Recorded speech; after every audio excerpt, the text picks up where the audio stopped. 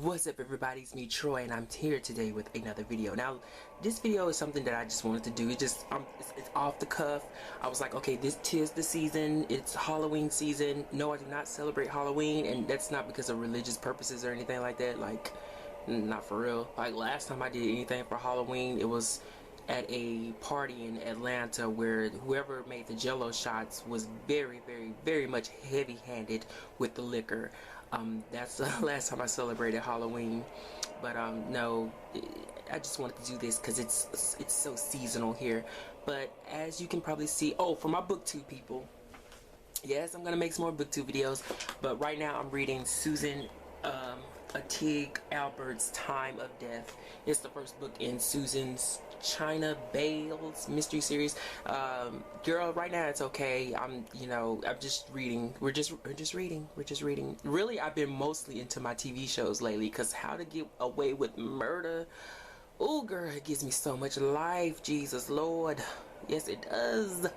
But anyway, in this video I just want to talk about or share my experiences with ghosts.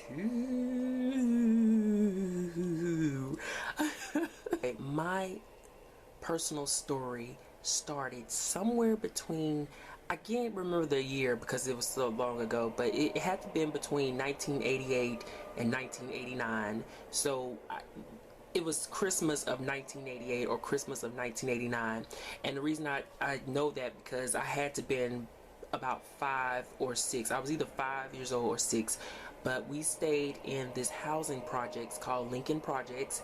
Now, for those of you who are familiar with Antoine Dobson and his whole hide your kids, hide your wives, and all that kind of stuff, that where that all originated from, that setting, that area, that's where I was there until I was at least 8, and then we moved back to my grandmother's house. But that's where this story takes place, in those housing projects.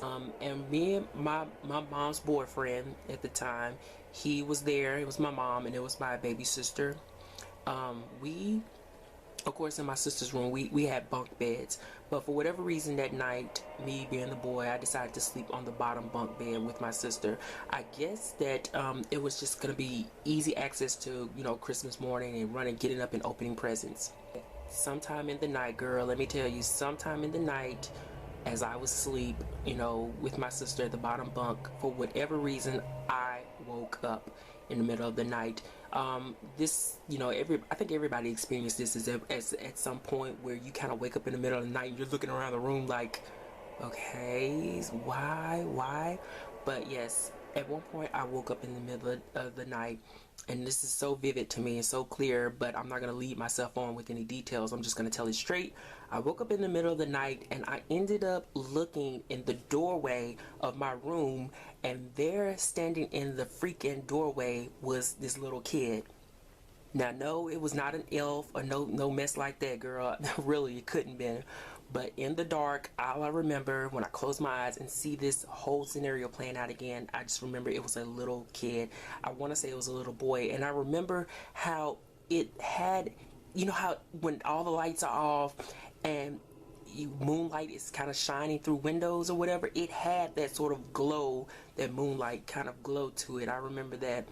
But in any regards, knowing who was all in that house, in that apartment, it's me waking up and seeing some little bitty ass boy goes. I have to say this with humor to keep from being emotional about this. I jumped up out of bed. I jumped up out of bed and I hauled it past. I don't know if I went through his ass, or I don't know if he jumped out the damn way, seeing me coming like a freight train in his direction. But I jumped up out of bed. I don't know if I screamed. I don't know what happened at all. I just know I ran into my mom's room and I tried to jump in between my mom and her boyfriend at the time, but they were asleep. So I ended up just kind of laying on the edge of the bed, covers tight, clenching. You know how you're all hot. And I remember when, for whatever reason, I ended up kind of peeking from underneath the covers, and that kid was standing right next to the bed staring at me. Oh my God, I will never ever forget that experience. It was so scary. And I think that Of course, at one point I covered my head and I went back to sleep and it was over with. And then Christmas came, and then next thing you know, I was into my pound puppies. But I will never forget that experience. It's really crazy, and that sort of like opened up the doors to me, you know, having an interest in the paranormal. To be specific, or to be clear, no, I do not go around trying to communicate with the dead. I do not go out trying to seek them. I take my time with a healthy distance when it regards ghosts and paranormal things.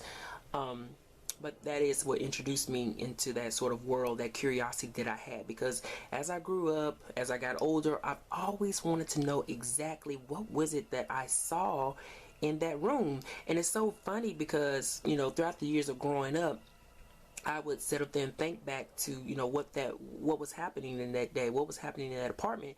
And I remember as a child, before that experience, I used to hear noises in that apartment.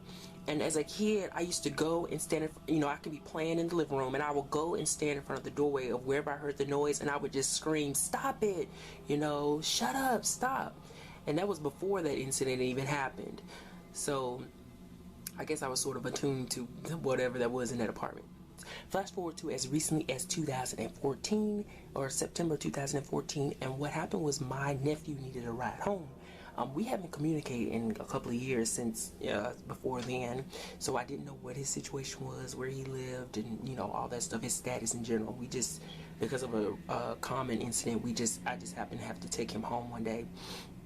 And lo and behold, this guy, he stayed next door in the exact unit next to where I grew up. Well, I won't say I grew up, we just lived there for a while until the utility bills got too high. My mom was like, we might as well stay in the house.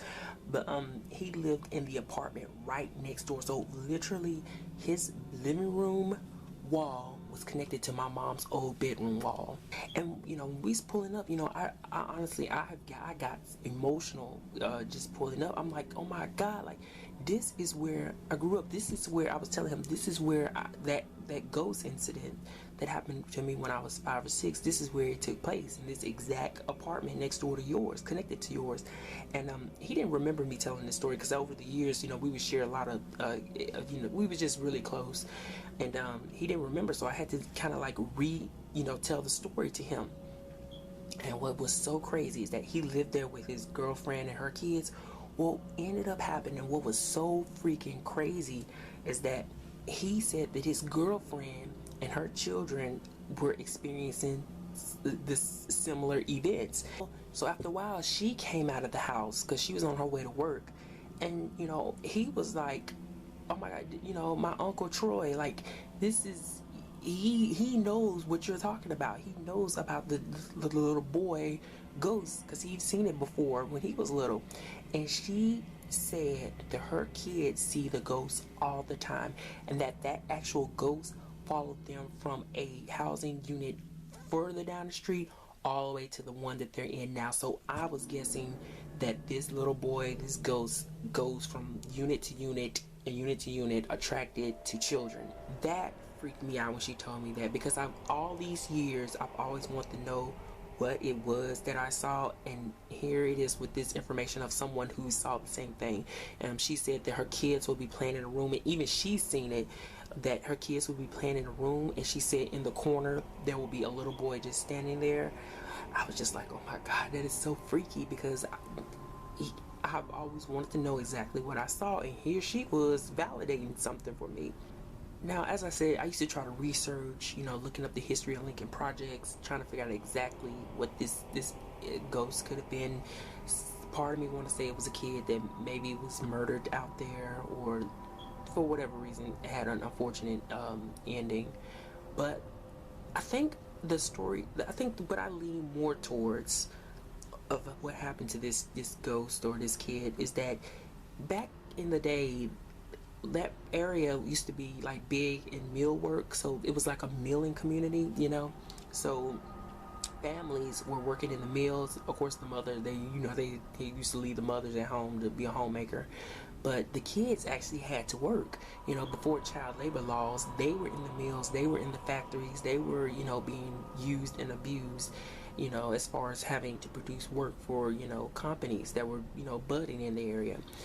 And along with that, their body sizes, they were so small that often, factory owners and workers and the people that made the products in the milling communities, they would use these children to get inside of certain, equipment, certain machinery to fix problems that were going on. And quite essentially, a lot of these children lost their lives.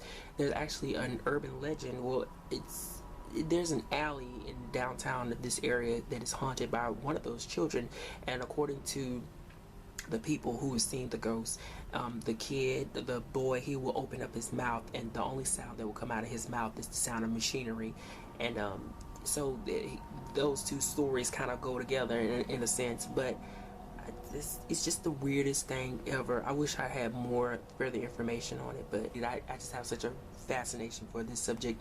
Like I said, from a healthy distance though, girl, like from a healthy distance, like for real, from a healthy distance. Look, I'm in Alabama. I grew up in here, and hoodoo is so relevant. So that's not, you know what I'm trying to say. But before I leave, I want to share with you guys a picture that I took 10 years ago in a cemetery. Now let's be clear, I don't do cemeteries, like for real. My best friend, she loves cemeteries. Me, I really prefer not to even be bothered with the cemetery. Please share your comments below if you have any stories regarding ghosts, ghouls, and goblins, or Dracula in the comments below. Any paranormal ghost experiences, please share them. I would love to read about them. Like I said, girl, I love these stories from a healthy distance. I'm not trying to get all up into the groove of things. Like, we're not pulling out Ouija boards, we're not seancing or channeling anybody. From a healthy distance, I would love for you to share your experiences. I gotta go. Hopefully soon I will have another BookTube cycle 3. I think I left off at cycle 3 video coming up soon, because I just finished all of my written reviews for the month of August, and I'm kind of ready to get started back filming again.